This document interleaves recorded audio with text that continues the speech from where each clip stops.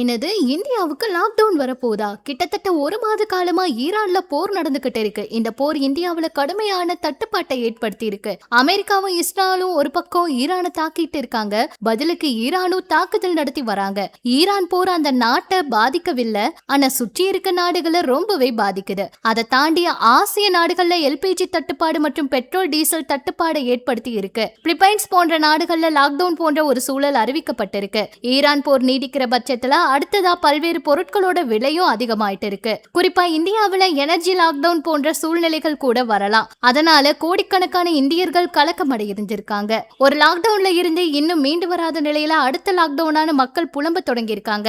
ஆனா இனி அந்த அச்சமே இல்ல. ஏன்னா இந்தியா போன்ற நாடுகளுக்கு ஈரான் ஒரு நல்ல செய்தி அறிவிச்சிருக்காங்க. ஈரான் வெளியுறவுத்துறை அமைச்சர் அப்பாஸ் ஆராக்ஷி தங்களோட நட்பு நாடுகளோட ஹார்மோஸ் ஜலசந்தி வழியா சரக்கு கப்பலை கொண்டு செல்ல அனுமதி தெரிவிச்சிருக்காங்க. இந்தியாவுக்கான ஈரான் தூதரகம் வெளியிட்டிருக்க அறிக்கையில ஈரான் வெளியுறவுத்துறை அமைச்சர் அராக்ஷி ஈரானோட தங்களோட நட்பு நாடுகளான சீனா, ரஷ்யா, இந்தியா, ஈராக் மற்றும் பாகிஸ்தான் ஆகிய நாடுகளிடையே கப்பல்கள் ஹார்மோஸ் ஜலசந்தியை பயன்படுத்த அனுமதி தந்திருக்கிறதா அறிவிச்சிருப்பதா சொல்றாங்க. ஒரு பக்கம் எல்பிஜி தட்டுப்பாடு நிலவி வருது, மறுபக்கம் கச்சா எண்ணெய் வரத்து நின்று போயிருக்கு. இத்தகைய சூழல்ல ஹார்மோஸ் ஜலசந்தி திருப்பு இந்தியாவோட எல்பிஜி தட்டுப்பாடு பிரச்சனைக்கு ஒரு பெரிய தீர்வு அமையும்னு எதிர்பார்ப்பு இருக்கு.